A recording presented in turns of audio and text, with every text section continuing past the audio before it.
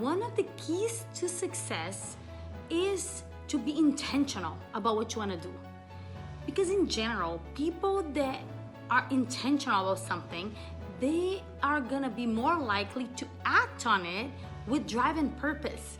So start by figuring what you want to do and why. Why both together, because what and why is very important.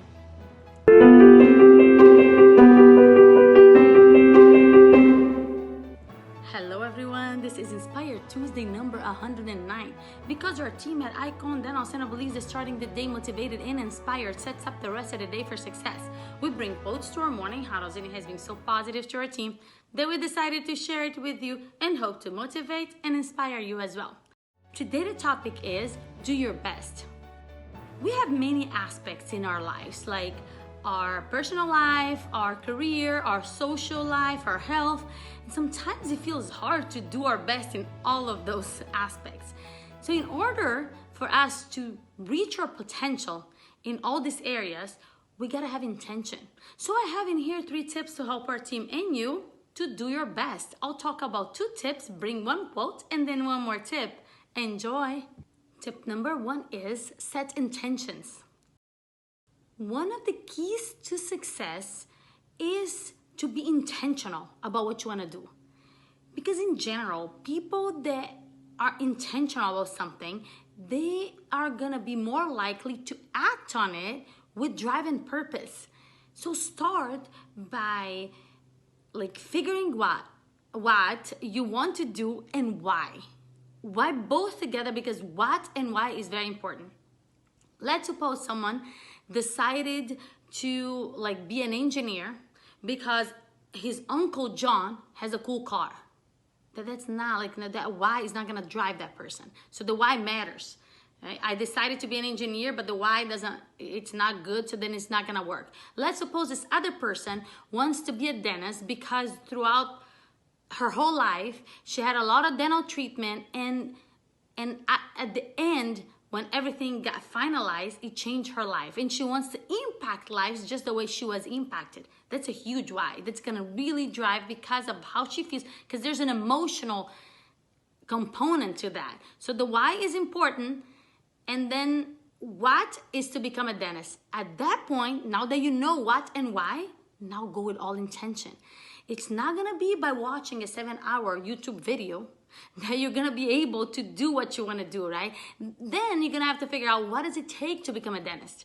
And same thing in any career. When I, this is what it took me to become a dentist, right? And then later on, I started a business and then a second business. At that point, I really had a why, I wanted to impact more lives and take on my vision, and impact more lives. So now what am I gonna do? What is my intention?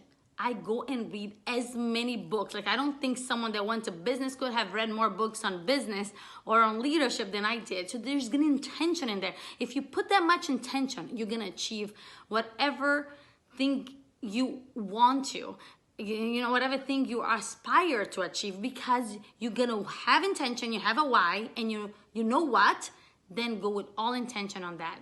That's a great way to do your best. Tip number 1. Tip number 2 is know your strengths. Doing your best means pushing your own limits. It's not measuring your achievements based on somebody else. So I have an example.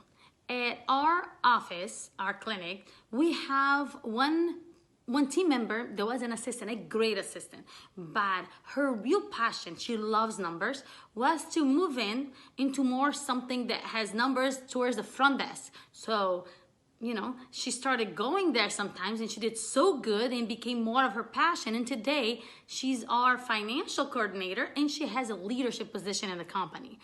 So other assistants can be and say, hey, look, she was an assistant. I can go, if I become a financial coordinator, I'll be successful. It has nothing to do with that.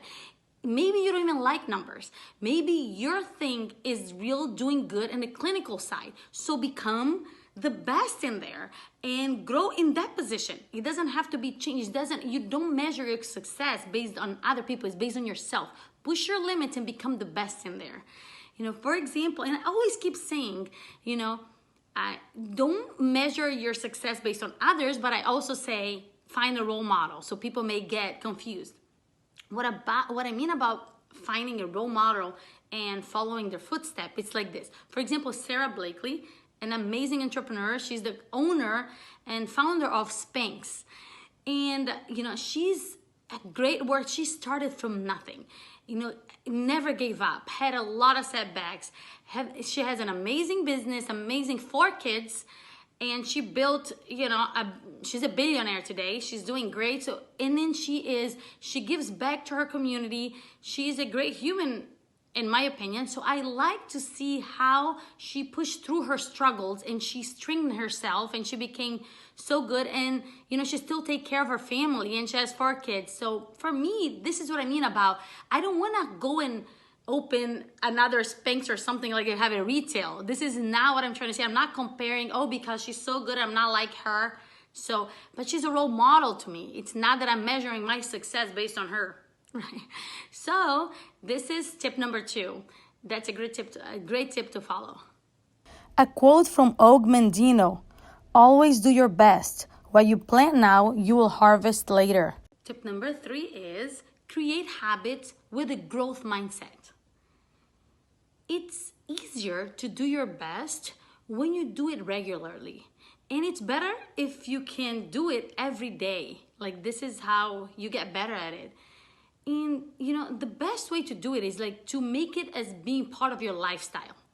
For example, working out, like walking every day, or working out, or walking 3 times a week, whatever it is that your habit that you're trying to create, make it become your lifestyle. Because if you did so good last week and you decided not to do it this week, this is not like a habit. It doesn't become like a routine. And everything that becomes a routine, it becomes way easier to be your best, because it becomes a routine, right? It just says it.